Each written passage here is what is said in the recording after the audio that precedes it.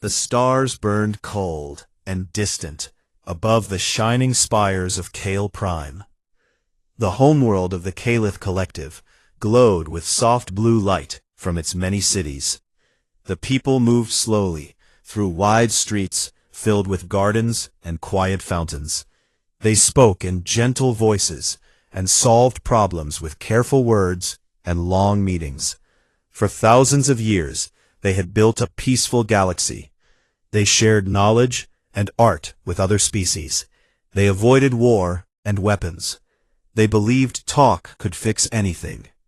Now everything was ending. A dark shadow spread across the outer edges of their space. It started small.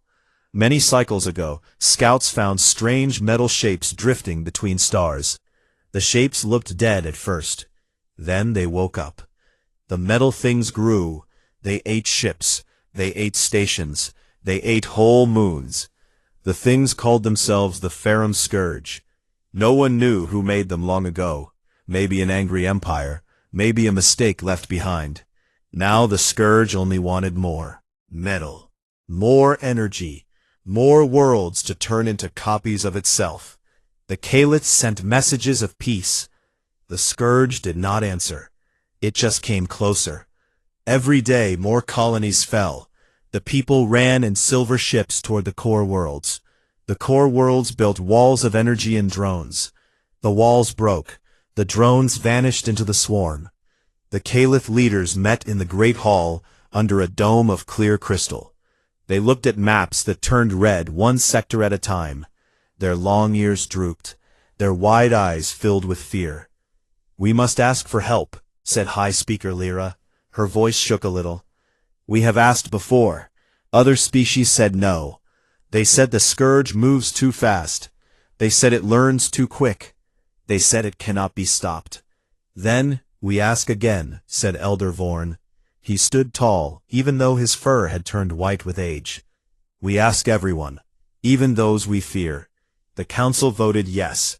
They sent the call on every channel, every light year, every old beacon, every hidden relay. Went out simple and clear. "We are the Calith Collective. Our worlds die. The Farum Scourge consumes us. If you have ships, if you have weapons, please come. We will share all we know. We will give what we have. We only ask to live." Days passed. No great fleets came. The Vorath laughed on their hunter channels. They called the Calith soft meat, begging for mercy. The crystal traders sent polite words of sorrow, but no ships. The machine minds of the core sentinels said the math did not favor victory. The silent watchers in deep space stayed silent. Lyra stood alone on the high balcony of the Great Hall. She looked at the sky. The stars seemed smaller now. She whispered to herself, "We did everything right. Why is no one coming?" A young aide ran up the stairs. His breath came fast. "High Speaker." A signal came back. "It is from far away, very far. The exclusion zone." Lyra turned quickly. "The Death World Zone. No one goes there. The charts warn of monsters, apex predators who kill for sport. Too harsh for life to stay gentle. The species there stay locked away by old treaty. We do not bother them. They do not bother us." The aide held out a small crystal. "The message is narrow beam, encrypted. It asks if we truly need help. It says if the need is real, they will listen." Lyra took the crystal. Her hands trembled. She pressed it to the reader. The voice came through low and calm, in perfect trade tongue. "This is a relay from the fringe territories. You called for aid. We hear you. State your need clearly. We decide then." Lyra spoke into the crystal without pause. "Our outer worlds are gone. Our fleets are broken. Our people flee or die. The Scourge will reach Kale Prime in 30 cycles or less. We have no more defenses. We ask for any help you can give, any at all, we beg you." Silence followed. Then the voice returned. "We copy your words. We pass them inward. Stand by." The line went dead. Lyra stared at the crystal. The aide watched her face. she felt something strange. With dread, the Deathworlders, the ones the galaxy feared, the ones locked away because their home crushed weakness, the ones who survived ice and fire and hunger and war. She remembered old stories. Teachers spoke in whispers about the blue world called Terra. Its people climbed mountains without wings. They swam oceans full of teeth. They fought storms and sickness and each other. They laughed at danger. They built cities on faults that split land. They flew beyond their sky on fire and steel. The galaxy saw them and said, too much, too strong, too wild. Keep them far, keep them quiet. Now she had called them. Across the long dark between stars, a signal raced toward a quiet blue marble. A station floated high above it. Small and old, but always watching. The people inside read the message. They looked at each other. They knew what it meant. Someone needed them. Someone who once helped build the wall around their home. Now that someone begged. In deep bunkers under mountains, hummed shipyards that slept for long years woke with bright lights. Workers ran to posts. Engineers checked systems that had not moved in generations. Captains pulled old uniforms from boxes. Admirals met in plain rooms with no windows. They read the Caliph words. They saw the maps. They saw the red spreading. One admiral stood at the head of the table. His name was Reyes. His face carried lines from many battles. His eyes stayed steady. He spoke to the room. This is not a trick. The signal is real. The threat is real. They ask for help. Not for trade, not for land, just help. A commander from the cold Northlands nodded. They once voted to keep us out. Now they call. Another from the desert coast smiled small. Let them see why we stay out. Reyes looked around the table. Aid or ignore? Hands rose. All of them, yes. Reyes nodded. Then we answer. Not with one ship. Not with gifts. With the fleet. The old fleet. The one we keep ready. Orders flew. Lights flashed across continents. Factories roared awake. Forges glowed red again. Hulls, long silent, filled with crew. Docks opened wide. Engines tested and thundered. The sole defense fleet stirred, like a beast waking from sleep. On Kale Prime, Lyra waited. She walked the gardens.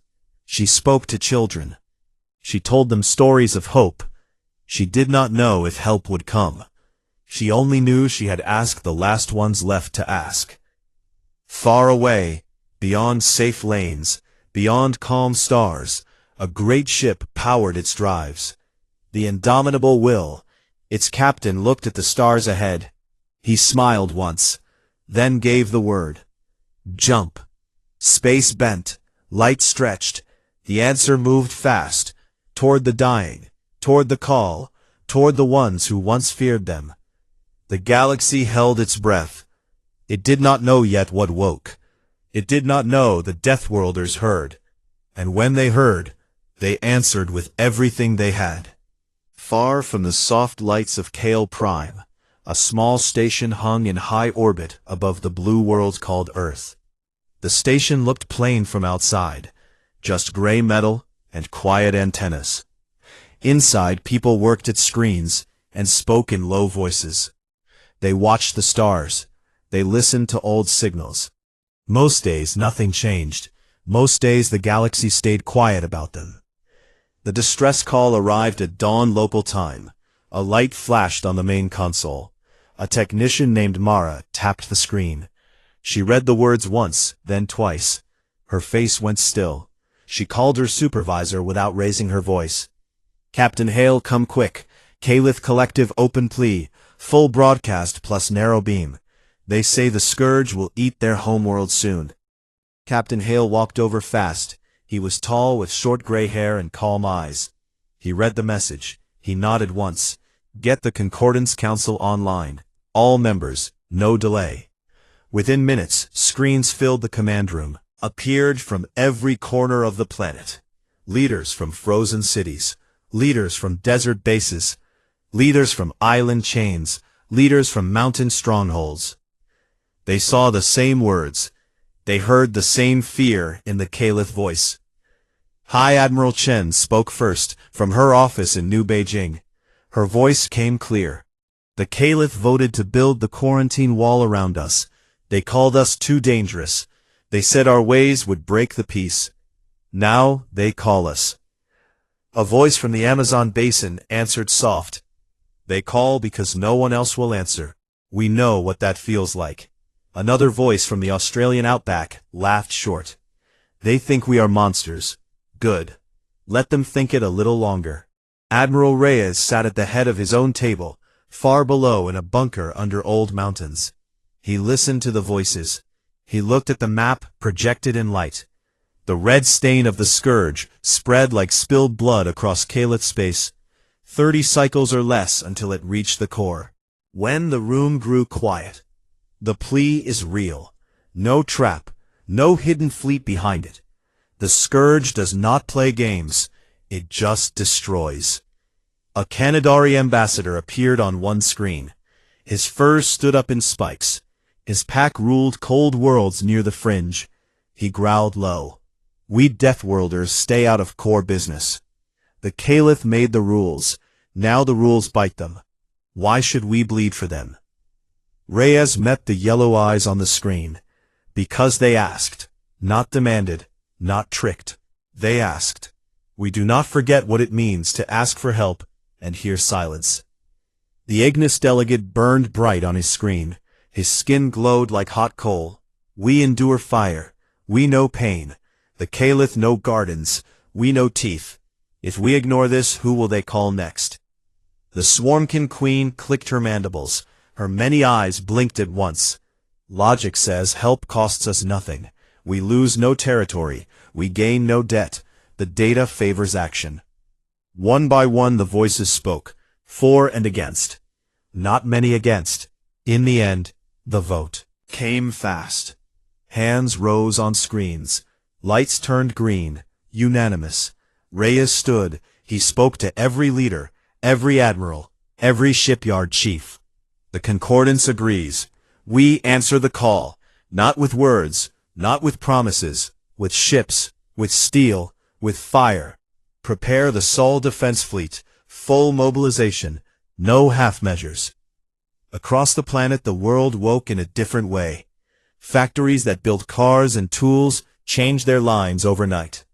Huge hangars opened in the Pacific. Yards that had grown quiet for generations filled with noise and sparks. Welders worked under bright lamps. Engineers ran tests on engines that could fold space like paper. Scientists checked weapons that had waited in silence.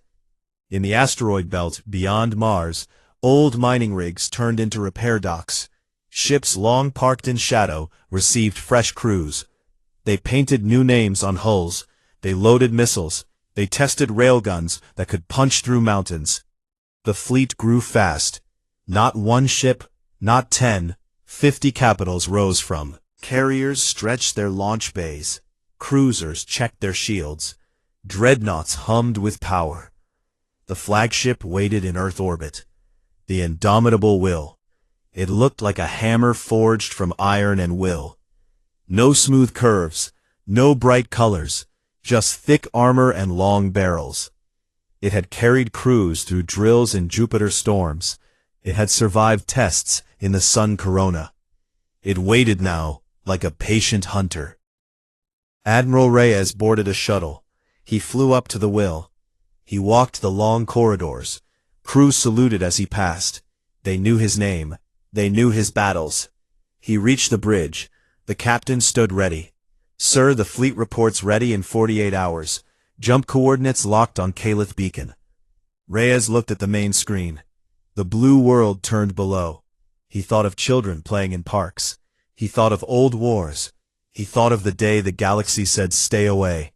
He smiled small. Good. We go to remind them why. On the surface people felt the change. Trucks carried supplies. To hidden ports. Trains moved parts to underground yards. Families said goodbye without many words. They knew their people would answer. They knew the fleet would come back or not come back at all. Either way, the world would keep turning. In a quiet room far north, a young pilot named Jax sat with his squad. They looked at maps of the Scourge. They laughed about how the machines had no fear. They joked about teaching metal what pain felt like. They checked their suits. They checked their fighters. They knew the Caliph had soft bodies and gentle hearts. They knew the machines would not care. The squad wanted to show the machines something new. Farther south in a desert base, engineers loaded drones, small fast drones that could dance through swarms. They painted eyes on the noses. They said the eyes would watch the enemy die. The drones hummed, happy to fly again. News did not spread wide on Earth. Most people lived normal days. They worked, they ate, they slept. A few knew, a few prepared. Rest trusted the fleet would handle it the way it always had.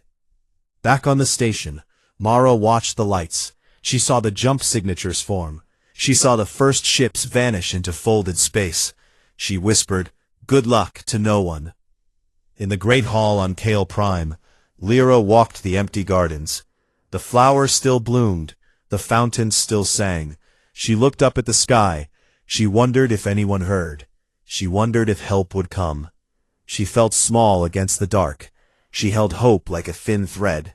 Then a sensor pinged far above. A scout ship caught something. A ripple in normal space. A gravitic shear, stronger than any core drive. The scout sent the alert. High command stared at screens.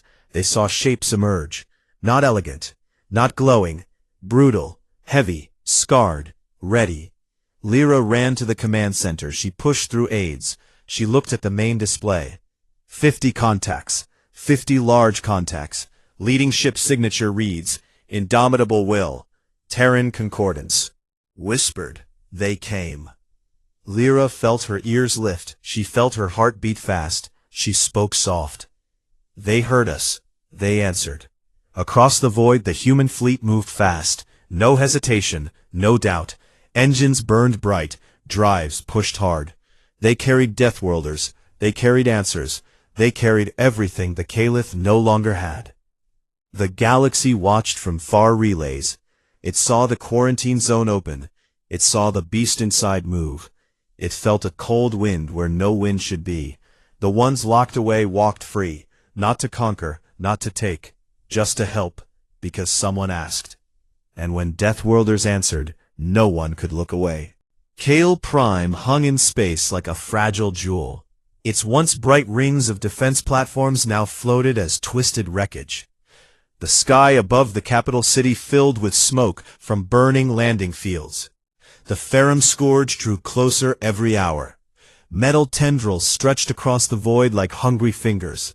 They swallowed the last outer moon. They turned its rock into more machines. The swarm buzzed with cold purpose.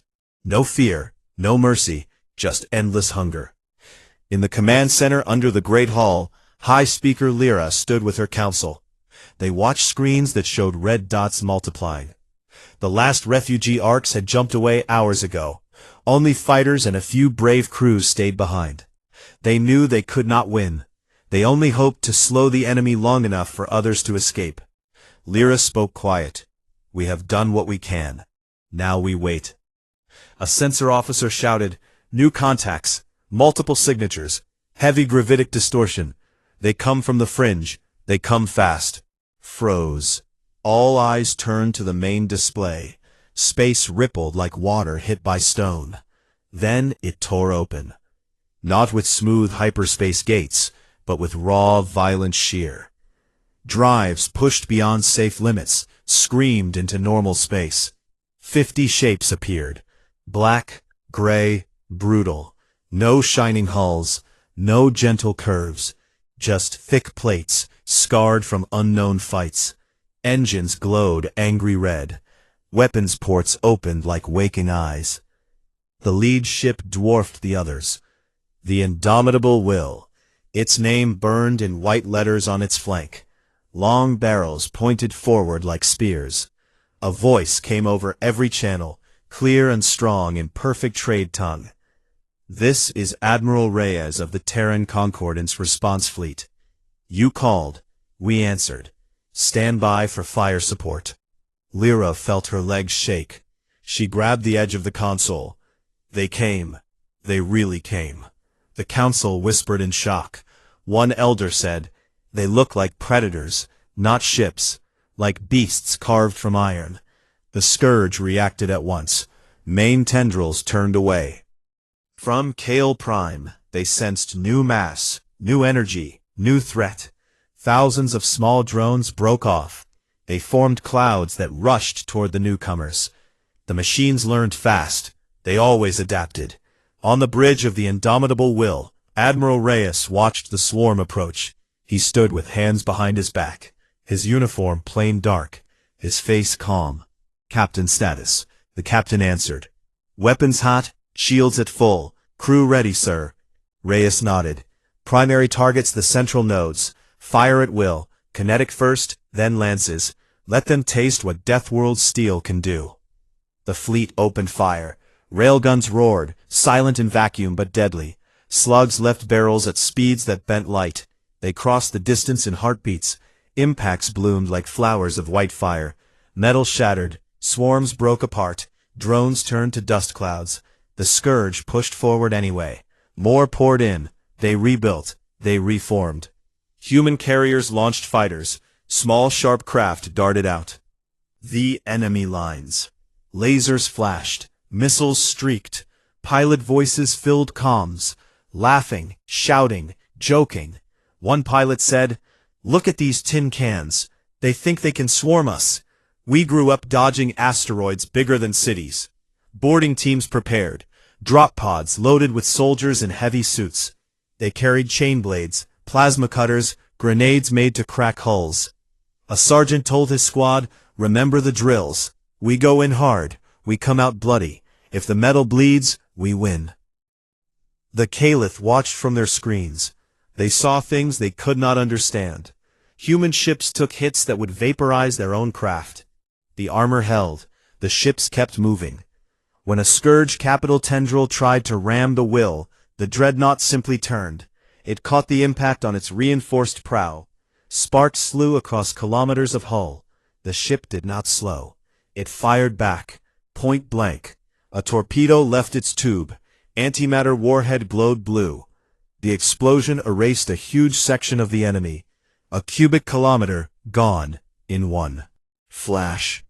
Lyra covered her mouth. She had never seen such power. The Scourge had taken weeks to break their strongest walls. These strangers did it in minutes. An aide whispered, "They fight like the stories, like the ones who climbed out of their own hell." The battle grew fiercer. The swarm learned. It split into smaller groups. It tried to flank. It sent waves of kamikaze drones. Human point defense guns spun up. They filled space with streams of tracer fire. Nothing got close. Carriers launched more drones. Human drones small and fast. They hunted in packs. They tore into Scourge clusters, like wolves on deer. A Scourge hive ship, bigger than a city, pushed toward the fleet. It opened ports. Thousands of new drones spilled out. Reyes watched. He spoke calm. "All ships focus fire on that hive. Target its core reactor. Overcharge if needed." Cruisers turned. Railguns hammered the hull. Lances cut deep. Holes appeared. Armor peeled back like skin. The hive tried to repair itself. Metal flowed like liquid. Humans did not wait. A squadron of bombers dropped low. They released payloads. Shaped charges punched through. The reactor bloomed bright. The hive ship cracked open. Fire poured out into space. The swarm screamed in silent data bursts. On Kale Prime, the people gathered in squares. They looked up. They saw flashes. They saw their sky light up with battle. They cheered soft at first, then louder. They had hope again. Admiral Reyes broadcast again to the Caliph channels. "Your world is safe for now. We push the main body back. We will clear the system. Hold your ground. We stand with you." Lyra answered. Her voice carried across the link. "Thank you. We see your strength. We see your mercy. We never knew." Reyes replied simple. We protect those who ask. That is enough. The fight continued. Hours passed. The swarm weakened. It lost nodes, it lost speed. Human ships took damage. Hulls scarred. Shields flickered. Crews worked fast to patch and reload. No panic, no retreat, just steady grim work. A young Caliph technician watched a close feed. She saw a human fighter pilot eject.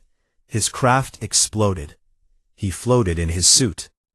A Scourge drone closed in. The pilot raised his arm. A small gun fired. The drone died. The pilot laughed over open comms. That all you got? The technician felt strange awe. These people came from a world of constant danger. They treated death like an old friend. They laughed at it. They fought it. They won. The Scourge pulled back. What remained fled toward the outer dark. The human fleet pursued. No mercy. No pause. They hunted the broken pieces. They burned the remnants. They made sure nothing could regrow. When the last signals faded, Reyes stood on his bridge. He looked at the blue world below. He spoke to his crew. Well done. Now we wait for thanks, or questions, or fear. It does not matter. We did what we came to do. The Caliph Council met. Lyra spoke. We must prepare a welcome. They saved us. They deserve our gratitude. An elder said, They scare me still. Their power, their way, but they used it for us, not against us. Lyra nodded. Then we meet them, not as prey, not as masters, as equals who needed help and received it. Outside, the fleet held position. Ships repaired. Damage control teams worked. Lights glowed on hulls. The Deathworlders waited calm. They had answered the call. Now the galaxy would see what happened when they did. No one laughed at the quarantine zone anymore. No one called them monsters without thinking twice. The stars watched. The stars remembered. And somewhere in the deep, a quiet respect began to grow. The battle turned sharp and fast. The Ferrum Scourge no longer advanced in endless waves. It broke into smaller packs. It tried new tricks. It sent thin needles of metal to pierce human shields. It launched clouds of tiny bombs that exploded on contact. It learned from every hit. Yet the humans fought like they had fought everything before. Like the enemy was just another storm on their homeworld. Another beast in the dark. Another machine that thought it could win. Admiral Reyes stood on the bridge of the Indomitable Will. He watched the main display. The swarm still held one large hive node. A giant sphere of twisted metal bigger than any moon. It spun slow. It sent out repair tendrils. It rebuilt what the fleet destroyed. Reyes spoke calm. All ships converge on the primary node. We end this today. No survivors, no scraps left to grow. Cruisers moved into tight formation. They formed a wall of guns. Railguns charged with deep hums. Energy lances glowed white-hot, pulled back to launch fresh waves of fighters. The pilots flew in tight groups. They called targets. They joked over comms. One said, "These things think they are scary. We grew up with sharks and bears and blizzards. This is just noisy junk." The first volley hit. The node shook. Armor plates flew off in bright sparks. Holes opened like wounds. The Scourge answered. It fired back with beams of hot plasma. They struck human shields. Shields flared blue, then dimmed. Some cruisers took direct hits. Hulls buckled in places. Crews sealed compartments. They kept firing. They did not stop. Boarding teams launched. Drop pods streaked toward the node. Like arrows, they punched through weak spots. Soldiers in thick suits landed inside. They cut through corridors. They fought swarms of guardian drones. Chainblades sang. Plasma torches burned bright. A sergeant led his team down a main passage. He shouted over the noise. "Keep moving. Push to the core reactor. We crack it open, we win." Smelled of ozone and hot metal. The walls pulsed with red light. Drones rushed from every side. The humans moved as one. They covered each other. They threw grenades that burst in white fire. They laughed when a drone tried to grab a leg and failed. One soldier said, "Feels like home, just with worse smells." The Caliph watched from safe distance. Their sensors fed live images to the Great Hall. Lyra stood with wide eyes. She saw humans tear through machines that had ended whole fleets. She saw them treat horror like routine work. An elder beside her whispered, "They do not fear death. They use it. They shape it." High above the node, a scourge capital tendril coiled. It aimed straight at the will, a suicide run to take the flagship down. The dreadnought did not dodge. It turned slow. It presented its prow, the thickest armor, the one forged in tests near exploding stars. The tendril struck. Hard metal screamed against metal. The impact shook the whole ship. Lights flickered. Crew held tight. The hull bent, but did not break. Reyes ordered, "Counterfire. All forward tubes. Empty them." Torpedoes left their bays. Antimatter heads glowed deadly blue. They flew straight. They hit the tendril mid-body. The explosion lit space like a new sun. The tendril vanished. A huge chunk of the node went with it. The swarm screamed in data rage. Its signals broke into chaos. The boarding teams reached the core reactor. They planted charges. They set timers. They fought their way back. Drones chased them. Soldiers covered the retreat. One man stayed behind. He held a doorway. He fired until his gun overheated. He told his team, "Go. I got this." The door closed behind them. His voice came over comms one last time. "See you on the other side, boys." The charges went off. The reactor bloomed. The node cracked open. Fire poured from every seam. The sphere died slow. Pieces drifted apart. The swarm lost its heart. The remaining machines froze. They stopped rebuilding. They floated helpless. The stragglers' cruisers swept wide. Railguns picked off lone drones. Fighters chased small clusters. Nothing escaped. The humans made sure. The last signals faded into silence. Space grew quiet again. On Kale Prime, cheers rose from every city. People ran into streets. They hugged. They cried. They looked up at the sky where flashes had danced. They knew they lived because strangers came from far away. Lyra walked to the balcony. She breathed deep. She felt the weight lift. She spoke to the council. They saved us, not with words, with action, with everything they had. An aide ran in. New message from the fleet. Admiral Reyes requests landing clearance. For talks for aid delivery. Lyra nodded fast. Granted. Prepare the main plaza, the largest one. We meet them as friends. Hours later, shuttles descended. They landed soft on wide stone pads. Soldiers stepped out first, tall in armor. They carried no weapons raised, hands open. Crews followed, engineers with toolkits, medics with supplies. Reyes walked last, his uniform clean, his face tired but steady. He looked at the gathered Caliph. He spoke clear. "We came to help. We stayed to make sure you stand again." Lyra stepped forward, her ears high, her voice strong. "On behalf of my people, thank you. You gave us life when we had none. We offer what we have, knowledge, trade, friendship, whatever you need." Reyes smiled small. "We need nothing in return. You asked, we answered. That is the code we live by. Protect the weak when they reach out. Stand against the dark when it comes." The crowd listened. They felt awe. They felt respect. Some still felt fear. The power they saw stayed in their minds. Yet the fear mixed with something new. Gratitude. Something deeper. Engineers from both sides met. They talked. They shared. They planned repairs. Teams worked together. Human tools fixed Caliph machines. Caliph knowledge helped human shields heal faster. Children watched from edges. They pointed at the tall strangers. They asked questions, answered soft. These are the ones who came when no one else would. Night fell. Stars shone bright. The fleet stayed in orbit. Lights glowed on hulls like guardians. The indomitable will hung high, a silent promise. No more scourge would come, not while they watched. Reyes met Lyra in a quiet room. They sat across a low table. He spoke first.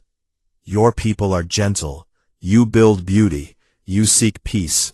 We come from a place of hard choices, hard fights. We know war. We know loss. We bring that knowledge when needed. Lyra nodded. We feared you once. The galaxy taught us to fear. Now we see truth. You are not monsters. You are protectors. When called, you answer with thunder. Reyes looked out the window at his ships. He said, we go home soon. Our place is the fringe. We stay ready. We stay apart. But know this, if the dark returns, call again. We will hear. We will come. Lyra felt warm inside. She said, the galaxy will remember this day. They will remember the Deathworlders who answered. Remember why the quarantine existed, and why it no longer matters. The talks ended with handshakes. Gentle from Caliph, firm from humans. Aid flowed, supplies arrived, teams rebuild what broke. Hope grew strong again. In the deep black the fleet prepared to leave.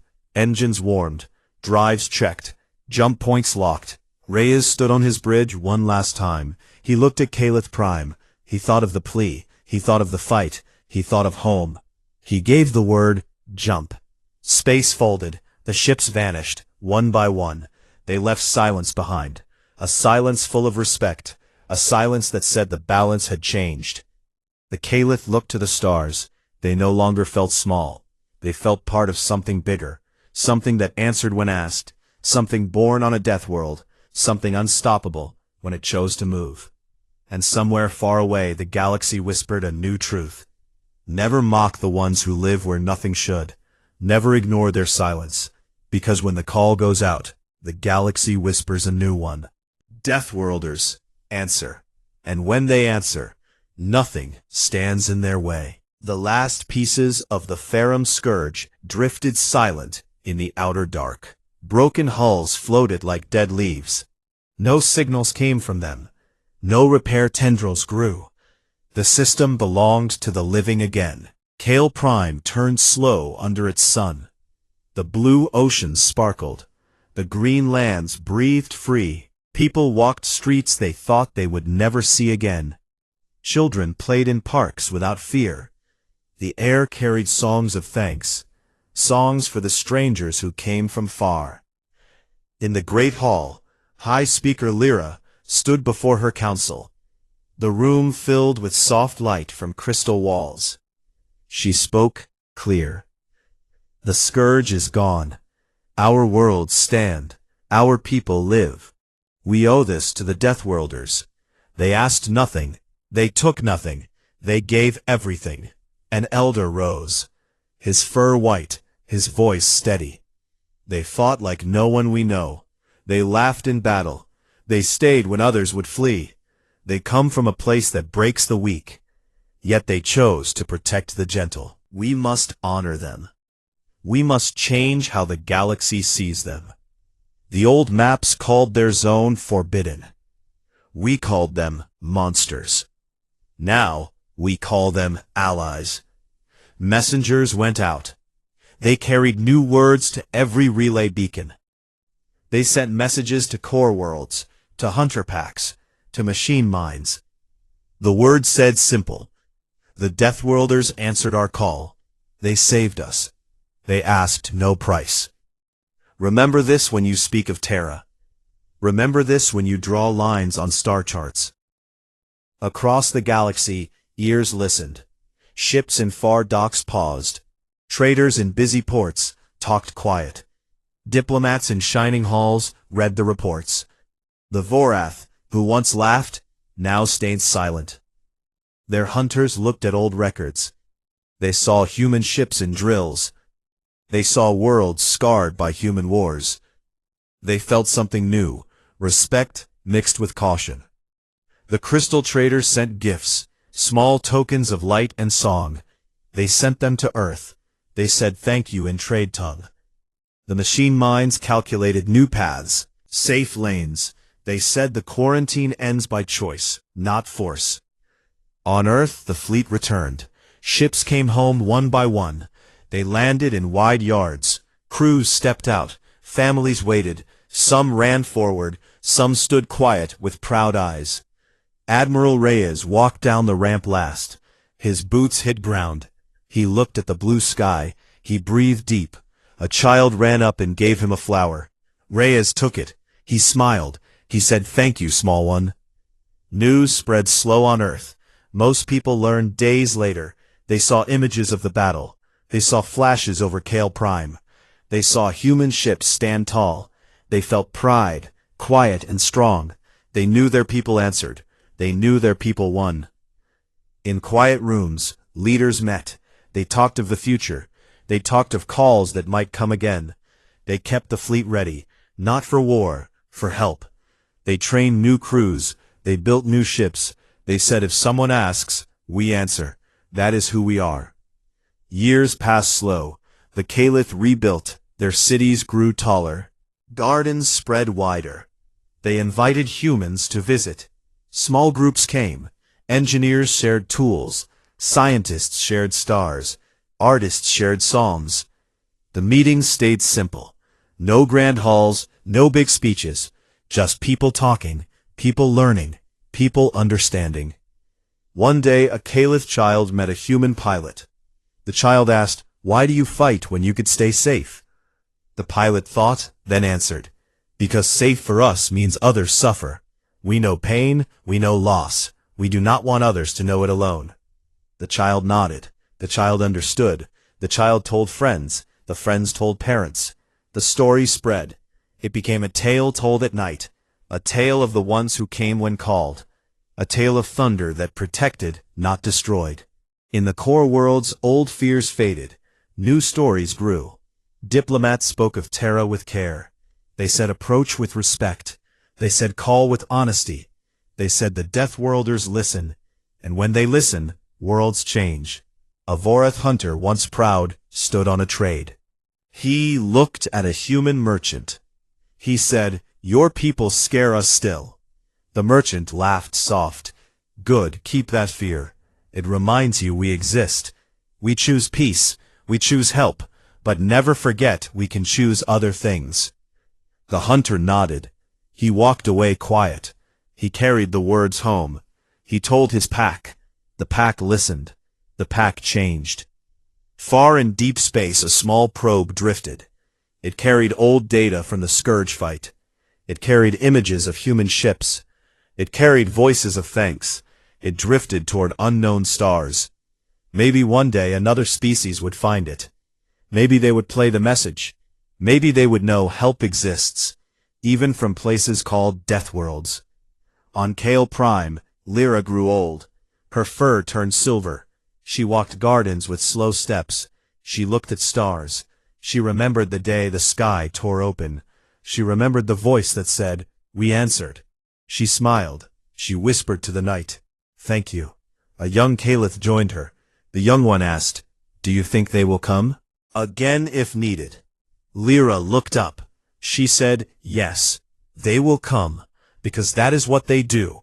When the galaxy calls for help, Death Worlders answer, and they answer with a human war fleet." The stars stayed bright. The galaxy turned slow. Peace held stronger now, not from weakness, not from fear, from understanding, from a promise kept, from a call heard, from people who lived on a hard world, yet chose kindness when it mattered most. Earth spun on, blue and green and alive. Ships waited in shadow. Yards stayed ready. Crews trained. Children grew. They all knew one truth. When someone begs for life, when no one else hears, when darkness comes close, the answer comes fast. The answer comes strong. The answer comes from home. And the universe learned, never again turn away from the fringe. Never again mock the quarantined. Never again assume silence means weakness, because silence can break, and when it breaks, nothing stands against it. The story spread quiet, like light through space, like hope through fear, like truth through lies. The Death Worlders stayed apart. They stayed ready. They stayed human. And that was enough. The end came soft. No big battles, no loud cheers, just quiet respect, just open lanes, just a galaxy that remembered. One day long ago, aliens called for help, and Deathworlders answered, with everything they had.